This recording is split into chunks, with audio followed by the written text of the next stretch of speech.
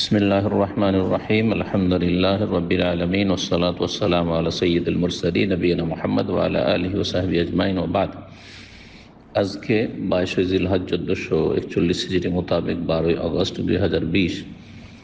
আমাদের কাছে যে প্রশ্নগুলি আছে সেই প্রশ্নগুলির উত্তর দেবো ইনশাআল্লাহ। প্রথম প্রশ্ন, আসসালামু আলাইকুম সম্মানিত শেখ। ওয়ালাইকুম আসসালাম ওয়া রাহমাতুল্লাহি ওয়া বারাকাতুহু। সম্মানিত শেখ, মৃত্যুকে আমরা কতটুকু স্মরণ করব?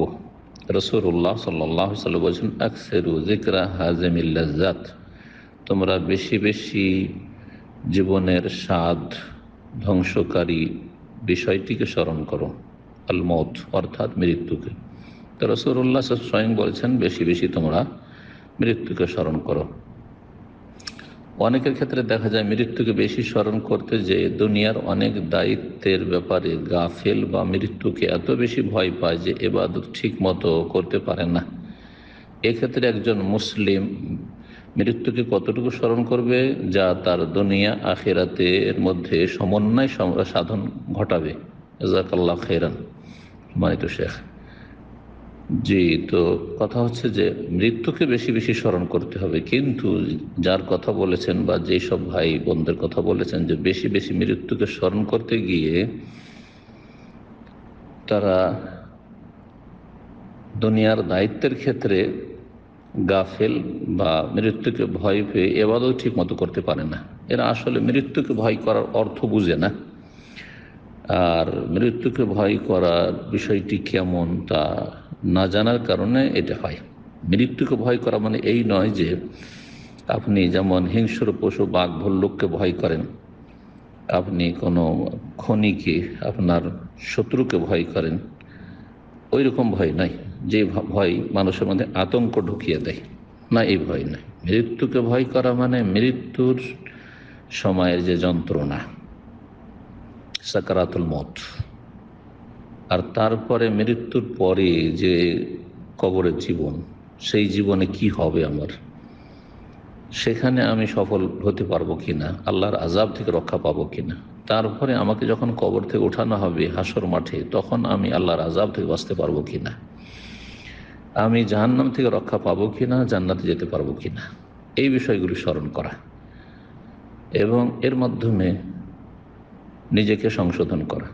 তার সাথে আরেকটি কথা বলা জরুরি, সেটা হচ্ছে যে মৃত্যুকে স্মরণ করা মানে যে কোনো সময় মৃত্যু আসতে পারে, এটা একটা গুরুত্বপূর্ণ দিক। এক্ষুনি যে কথা বলছি, এক্ষুনি মৃত্যু আসতে পারে, আপনার যে কোনো মুহূর্তটা যাচ্ছে সামনে, 1 সেকেন্ড পরে আপনার হাতে নেই, আর যেটা অতীতে চলে গেছে সেটা হাত ছাড়া হয়ে গেছে। তাহলে আমার আপনার জীবনের সময় শুধু এই যে মুহূর্তটা দিয়ে আমরা অতিক্রম করছি সেটা বাস, তার বিষয়ে আমাদের হাতে কিছু নেই। যে কোনো সময় এক কথায় মওত এসে আক্রমণ করতে পারে, মালাকুল মওত এসে আমাদেরকে নিয়ে যেতে পারে। সুতরাং সব সময় আমাদেরকে ভালো অবস্থায় থাকতে হবে ঈমান আমলের দিক থেকে, যাতে যে কোনো সময় মওতের পরোয়ানা আসলে আমাদের যেন আযাবের সম্মুখীন না হতে হয়।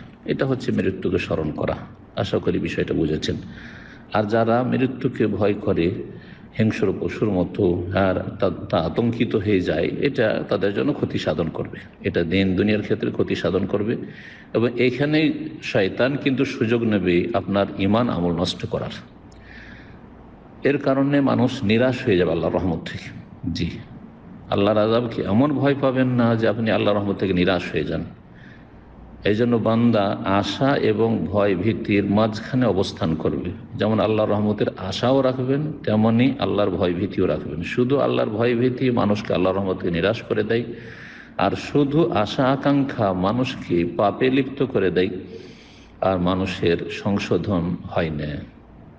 আল্লাহ যেন আমাদের সকলকে মধ্যম পন্থা অবলম্বনের তৌফিক দান করেন।